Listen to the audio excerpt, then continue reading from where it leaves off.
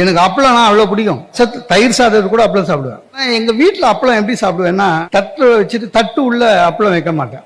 அது எப்போ வச்சாலும் 2 நிமிஷத்தில் கச்சிப்பாயிடும்.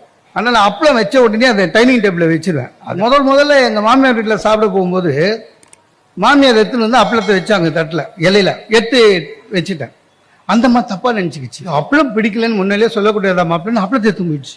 எனக்கு ரொம்ப பிடிச்சது. அது அடுவாங்கறதுக்கு ஏற்றும் போது அப்படியே பார்த்துக்கினேங்கிறேன். இந்த வடிவேல் சொல்லுவார்ல, வடை போச்சேன்னு. என் ஒய்ஃப் என்ன நினச்சிக்கிட்டா, எனக்கு அப்பளம் பிடிக்காதுன்னு நினச்சிட்டா. எனக்கு பிடிக்கும் கொடுங்கன்னு சொல்றதுக்கு கொஞ்சம் கூச்சமாச்சு. ஏன்னா ஃபர்ஸ்ட் டைம் அப்பதான் சாப்பிட்றோம். வீட்டுக்கு வந்தோடனே என் ஒய்ஃப் சாப்பாடு போட்டுன்னு இருக்கா.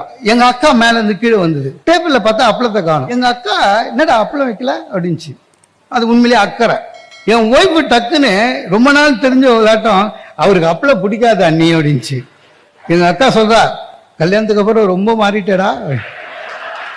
அது அப்பளத்துக்கு இல்லைங்க, எல்லாத்துக்கும் சேர்த்து.